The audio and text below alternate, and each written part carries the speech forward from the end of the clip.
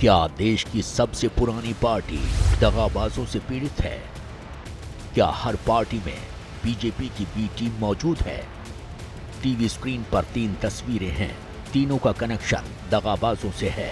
पहली तस्वीर गुजरात में राहुल गांधी के दिए बयान की है। दूसरी राहुल गांधी के बयान के बाद आए संजय राउत के रिएक्शन की है। तो तीसरी पंजाब में चल रही कलह की है, जिसने अकाली की टेंशन बढ़ा दी है।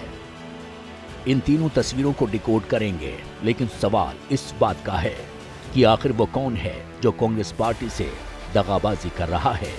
क्योंकि 8 महीने बाद जब राहुल गांधी गुजरात पहुंचे तो अपनी पार्टी पर भड़के नजर आए। पहले वो बयान सुनिए जो राहुल गांधी ने कहा। एक है जो जनता के साथ खड़ा है, जो जनता के लिए लड़ता है, जो जनता की इज्जत करता है और जिसके दिल में कांग्रेस पार्टी की विचारधारा है। और दूसरा है जो जनता से कटा हुआ है, दूर बैठता है, जनता की इज्जत नहीं करता है और उसमें से आधे बीजेपी से मिले हैं। अहमदाबाद के जेड हॉल में कांग्रेस के करीब 2000 कार्यकर्ता राहुल गांधी को सुन रहे थे, जो राहुल के हर बयान पर ताली तो बजा रहे थे, लेकिन अंदर ही अंदर सबकी धड़कनें बढ़ी थी। क्योंकि राहुल यहीं नहीं रुके, बल्कि यहां तक कह दिया कि जरूरत पड़ी तो कुछ लोगों को बाहर का रास्ता दिखा सकते हैं। तो हमें 2 काम करने हैं। पहला काम, ये जो 2 ग्रुप हैं इनको अलग करना है सीधा। अगर हमें सख्त कार्रवाई करनी पड़ी, 10, 15, 20, 30, 40 लोगों को निकालना पड़ा, निकाल देना चाहिए। बीजेपी के लिए अंदर से काम कर रहे हो, चलो जाके देखते हैं, बाहर से काम करो। अब सवाल इस बात का है कि क्या राहुल गांधी को पता है कि कांग्रेस में कितने भाजपाई हैं, या फिर राहुल गांधी ने अंधेरे में तीर छोड़ा है। जो निशाने पर लग गया तो ठीक, नहीं तो मैसेज दे ही दिया है। अपने ही कार्यकर्ताओं पर विश्वास नहीं है। और राहुल गांधी की दिक्कत यह है कि वो एक नीति नहीं बना पा रहे हैं, एक नियत से काम कर नहीं पा रहे हैं। बदलाव होगा तो क्या होगा? क्या वो पुराने चावल को किनारे करके नए लोगों को ला पाएंगे और उनको प्रदर्शित कर पाएंगे, उन पे विश्वास कर पाएंगे और उनके साथ कंधे पे कंधा लगा के चल पाएंगे? ये एक बड़ा सवाल है। राहुल ने जो गुजरात में कहा, उसका शिवसेना उद्धव गुट ने खुलकर समर्थन किया, बल्कि संजय राउत ने तो राहुल से भी एक कदम आगे आकर ये कह दिया कि बीजेपी की बी टीम से हर पार्टी पीड़ित है। ऐसी बी टीम बहुत सी पार्टियों में है, ये सिर्फ कांग्रेस में नहीं है, जो वहाँ बैठकर बीजेपी से अंदर से उनकी साठगांठ होती है। कांग्रेस पार्टी को उनसे मुक्तता देने का, ऐसे बी टीम से मुक्तता देने का कोई निर्णय लिया है तो उनके पार्टी का निर्णय है, उनको मालूम होगा कौन क्या कर रहा है और मैं उनका स्वागत करता हूँ। ऐसे जो अपने अंदर जो लोग छुप कर बैठे हैं, नमक हराम बोलते हैं हम, हाँ, नमक हराम है ये लोग।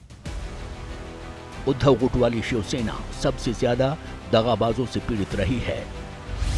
आगे इसके बारे में आपको बताएंगे, लेकिन पहले गुजरात पर फोकस करते हैं, क्योंकि जो चोट गुजरात की धरती से राहुल ने की है, उसकी कांग्रेस पार्टी के वरिष्ठ नेता तारीफ कर रहे हैं।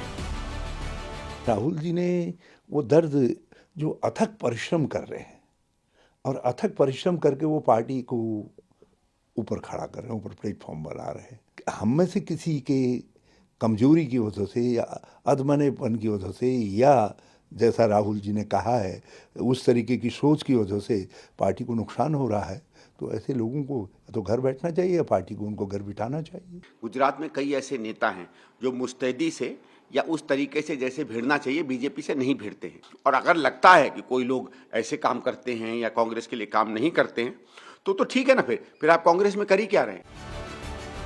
कांग्रेस महासचिव दिग्विजय सिंह ने एक्स पर लिखा है, मैं जब एमपी के मुख्यमंत्री के रूप में गुजरात में प्रचार करने गया था, तब मुझे निर्देश दिए गए थे कि मैं आरएसएस के खिलाफ न बोलूं, हिंदू नाराज हो जाएंगे। अपनी इस पोस्ट से दिग्विजय सिंह ने भी राहुल की तरह कांग्रेस में बीजेपी की विचारधारा वाले नेताओं को टारगेट करने की कोशिश की है। लेकिन सवाल इस बात का है कि इतनी देरी से क्यों की है, क्योंकि दिग्विजय सिंह ने जिस वाक़े का जिक्र किया वो दशक पुराना है और इस बीच काफी पानी बह चुका है। गुजरात में 3 दशक से बीजेपी अंगद की तरह पांव जमा कर बैठी है और कांग्रेस उसे हटाना तो दूर हिला तक नहीं पाई है। अब सवाल इस बात का है कि क्या राहुल गांधी गुजरात कांग्रेस का रेनोवेशन करने की कोशिश में हैं?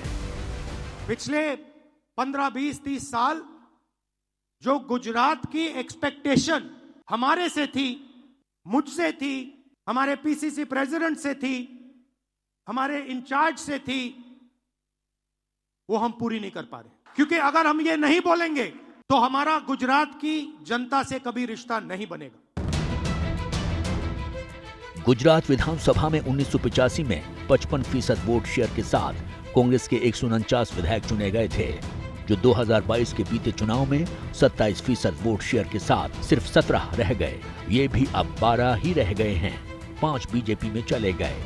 दरअसल कांग्रेस गुजरात में सिर्फ चुनावी बाजी नहीं हारी, बीते कुछ वर्षों में उसने अपने कई बड़े चेहरों को भी गंवाया है। इसमें अल्पेश ठाकोर, हार्दिक पटेल, चिराग पटेल, सीजे चावड़ा, अर्जुन मोढवाडिया, अमरीश डेर जैसे नाम हैं। कांग्रेस गुटों में बटी हुई नजर आती है और गुटबाजी ऐसी नहीं होती कि जो है पार्टी के हित में हो, गुटबाजी होती है व्यक्तिगत हित में।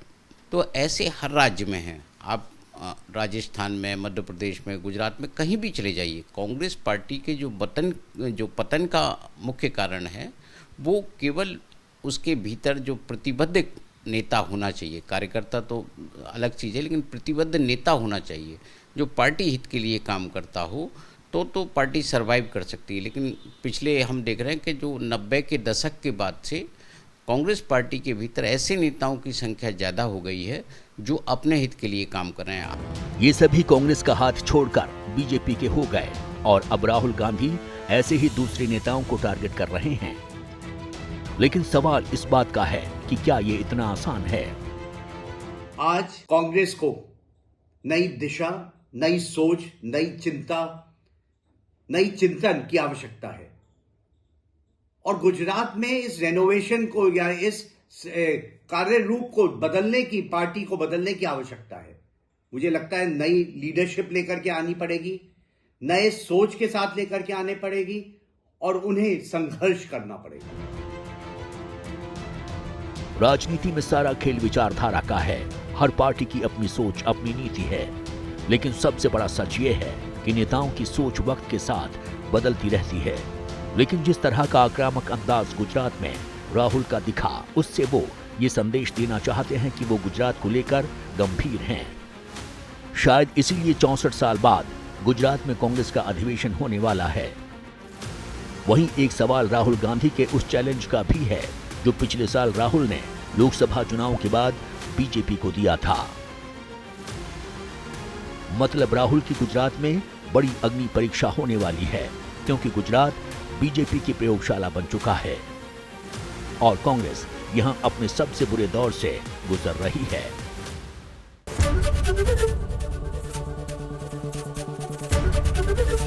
एबीपी गंगा, खबर आपकी, जुबान आपकी।